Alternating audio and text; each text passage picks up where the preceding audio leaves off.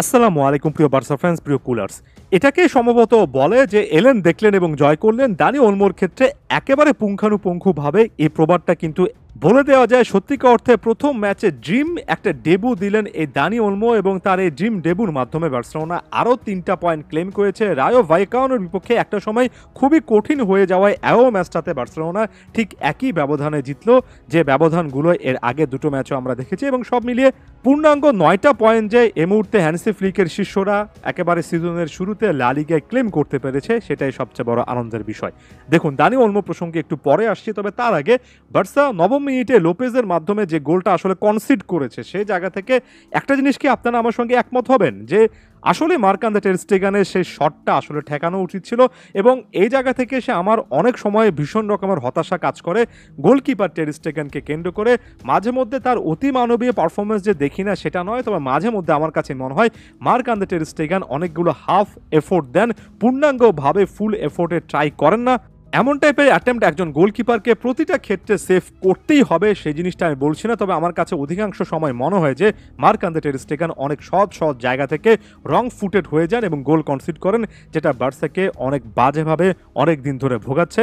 দলের ক্যাপ্টেনের বিরুদ্ধে অনেক বেশি কথাবার্তা বলার বিন্দুমাত্র কোনো ইচ্ছা নেই আমার, তবে আমার কাছে মনে হয় একটা বড় অংশের বার্সা ফ্যানেরা এটার সঙ্গে একমত হবেন। আপনারা আপনাদের মন্তব্য অবশ্যই কমেন্ট বক্সে রেখে যাবেন।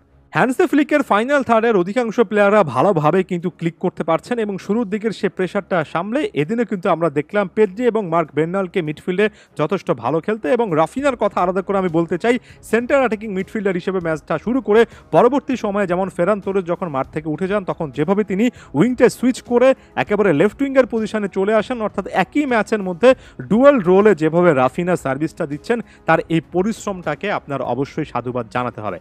এরপর বার্সার কামব্যাক মোমেন্টের কথায় চলে আসি। 60তম মিনিটের সময় পেদ্রি যে ঠান্ডা মাথার ফিনিশ করে এসেছেন বা পায়ে, সেটারও কিন্তু ক্রিয়েটর ছিলেন এই রাফিনা। তার কাছ থেকে বল পেয়ে পেদ্রির এই ফিনিশিংটার সত্যি অর্থে প্রশংসা করতে হবে। দেখুন, যখন আপনি 4-2-3-1 ফরমেশনে খেলেন, তখন ওই যে 4-2-2-এ যে দুজন মিডফিল্ডার থাকেন, তার মধ্যে একজনের কিন্তু রোলটা থাকে বক্স টু বক্সে যাওয়া, এবং অনেক সময় তার কাছে ওই স্বাধীনতা থাকে যে তিনি ডিবক্সের মধ্যে ঢুকতে পারবেন। এই টাইপের সিচুয়েশনে একজন মিডফিল্ডারের ফিনিশিং অ্যাবিলিটিটা অনেক বেশি করে পরীক্ষিত হয়। পেদ্রির এবারও কিন্তু অনেক বেশি সুযোগ থাকবে, বারবার করে ডিবক্সে ঢোকার একটা ফ্রিডম তিনি হয়তোবা পেয়ে যাবেন। তাই পেদ্রির কাছ থেকে এমন টাইপের সার্ভিস আরও বেশি করে সামনের ম্যাচগুলোতে আশা করছি।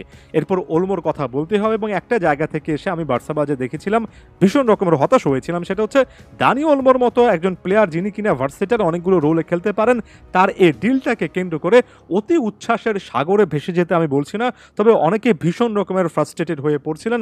হ্যাঁ, নিকো উইলিয়ামস অবশ্যই সবচেয়ে সেরা একটা অপশন ছিল, বিশেষ করে লেফট উইঙ্গের পজিশনে রিইনফোর্সমেন্ট দরকার। ফেরান তোরেসের পারফরমেন্সটা সেটা একেবারে চোখে আঙ্গুল দিয়ে দেখিয়ে দেয়। তবে দানি ওলমোর খেলাটা যারা রেগুলার দেখেছেন, যারা এর আগে তার ক্লাব ফুটবলে পারফরমেন্স দেখেছেন, জাতীয় দলের জার্সিতে ইউরোতে পারফরমেন্স দেখেছেন, তারা নিশ্চিত করে জানেন যে দানি ওলমো সত্যিকার অর্থে বার্সার সঙ্গে অ্যাডজাস্ট করার মতো, বার্সার ডিএনএ যে আছে এটা অনেক সময় বার্সার দাবি করে, এমন টাইপের একটা প্রোফাইল।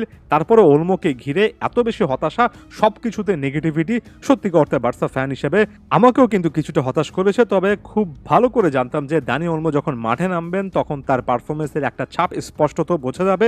বাপার একটা ফিনিশিং কিন্তু দানি ওলমো একটা অ্যাকুইট অ্যাঙ্গেল থেকে করে এসেছেন। বারবার করে বলি, ওলমোকে আপনি ডিবক্সের মধ্যে নানা প্রান্তে নিয়ে গেলেও সেখানে কিন্তু ওলমো কিছু না কিছু সার্ভিস প্রোভাইড করতে পারবেন। মূলত একজন ডার পায়ের ফুটবলার হলেও বা পায়েও তিনি কিন্তু যথেষ্ট পরিমাণ দক্ষতা রাখেন। তার চেয়ে বড় কথা, কখনো কখনো ইনসাইড একজন লেফট উইঙ্গার হিসেবে, কখনো একেবারে সেন্টার অ্যাটাকিং মিডফিল্ডার হিসেবে, কখনো ডিবক্সে একজন সাপোর্টিং বা সেকেন্ড স্ট্রাইকার হিসেবে নানা রোলে যখন দানি ওলমো খেলতে পারবেন, তার এই ভার্সিটালিটির কারণে কিন্তু দলে সব মিলিয়ে তার একটা দাম বেড়ে যাওয়ার সম্ভাবনা আছে ওলমোর দিকে। তাই আরও একবার অনুরোধ করব, বাড়তি একটা নজর রাখবেন, কারণ আমি বিশ্বাস করি এই প্লেয়ারটার বার্সার জার্সিতে ভালো করা উচিত। আদিওস ভিস্কা এল বার্সা।